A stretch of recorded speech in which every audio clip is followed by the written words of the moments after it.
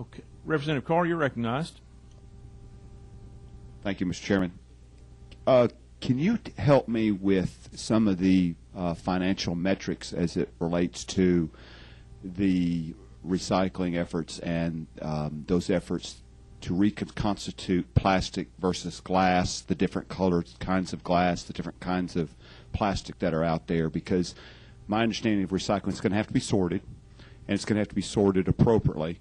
And in these containers, the containers are going to have to be emptied even before they're sorted. So once we get to the sort stage, can you kind of shed a little bit of light and information on the cost associated with recycling glass, the different types of glass, plastic, and the different types of plastic? Sure. Let's see. There's a few different models of operation of redemption centers. So some of them are highly automated. In general, when people arrive at a redemption center, they may have, let's say, a big garbage bag full of containers, and maybe the individuals have already separated them by glass and plastic, that kind of thing, or maybe they need to be sorted on site. There are some machines called reverse vending machines that many redemption centers use, and the sorting happens immediately there. It's just like when you use a vending machine and you get a bottle of Coke out of it, only in this case you're putting the empty bottle into the reverse vending machine. Those machines do the separation automatically of the glass, plastic, and aluminum.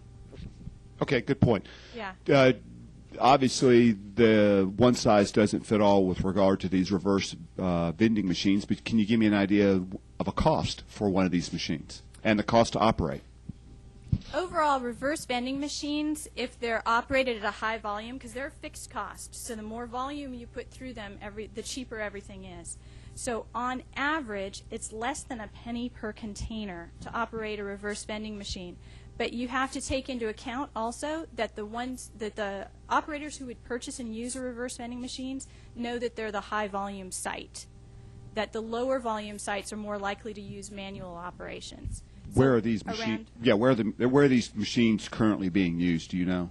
All over the world. I know they're used in all of the beverage container recycling states, with a possible exception of Delaware. So that would be Oregon, California, Hawaii, Massachusetts, New York, Connecticut, Vermont, Michigan. I'm really I'm interested in these machines. So if you when you come, or whoever comes next week, if you can have some information on those machines, because what you've directed us to is the cost to maintain these machines. What I'm interested in is the cost of the machine itself, the capital outlay, so we can kind of get an idea if that is a feasible alternative to manually sorting, because at some point somebody's going to have to sort this material, and it's going to have to be sorted before it can be recycled, which doesn't even get to my question about what is the cost to recycle, because the cost of recycling glass is not the same across all glass products, and as like green glass, clear glass, brown glass, or the plastic products. So what I'm wanting to understand is the cost associated with recycling these different products. Sure. Those issues have been studied, and I'm going to write this down so that I don't forget, that you want the capital cost of an RVM as well as an RVM being a reverse vending machine. You also want the gross operating costs over time per individual container, and manual sorting costs as well.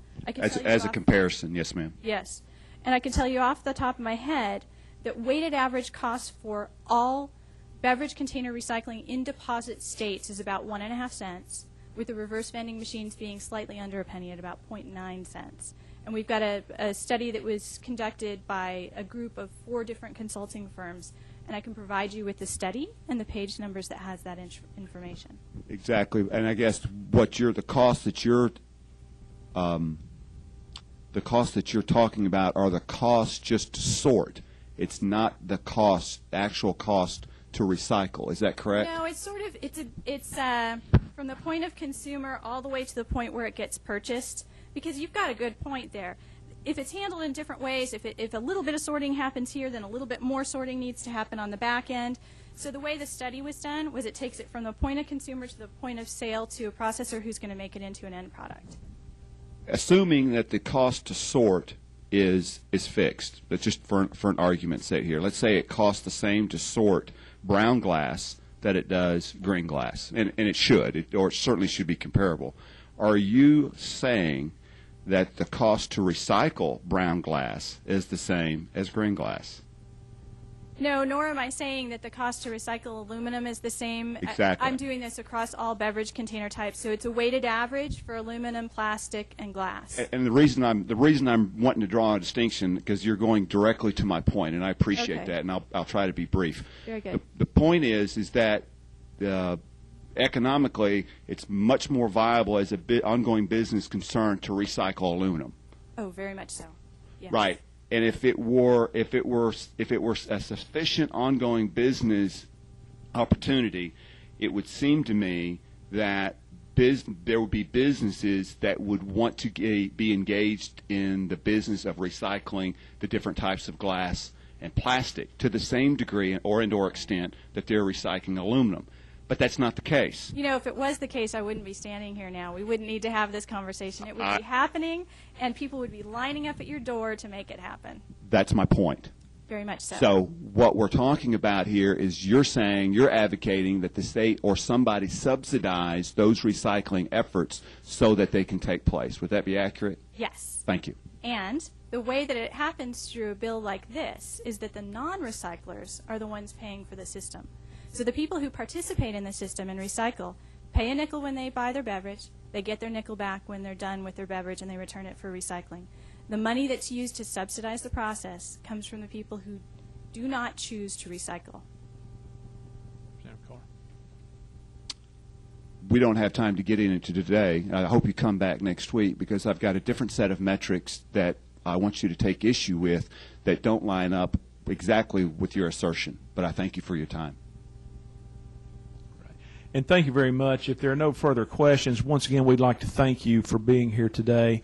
And I think we do need to work on this issue. It's been here every year for the 6 years I've been here, and we've never made much progress on it. So hopefully that'll change in the future. And again, thank you for coming all the way out here to see us today. Thank you, Mr. Chairman. Members of the committee, I think I neglected to actually make a motion to put us into recess. Regardless, I'm going to make a motion without objection that we go back into session.